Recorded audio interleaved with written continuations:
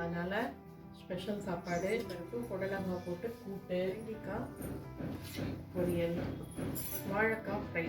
எப்பயுமே சிஸ்டர் வீட்டில் அமாவாசைனா வடை பாயசம் கண்டிப்பாக இருக்கும். அதனால் பருப்பு வடை, அன்றைக்கி தான் உளுந்து வடை பண்ணதுனால இன்றைக்கி பருப்பு வடை. அப்பெல்லாம் வழக்கம் போல் சுட சுட சோறு. அமாவாசைன்றதுனால இந்த பருப்பு போடுவாங்க, உப்பு பருப்பு நாங்கள் சொல்லுவோம்.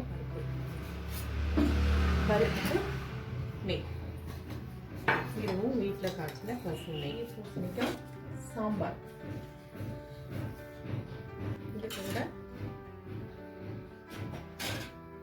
அன்றைக்கி தான் அவல் பாயசம் பண்ணதுனால இது வந்து ரைஸ் பாயசம்.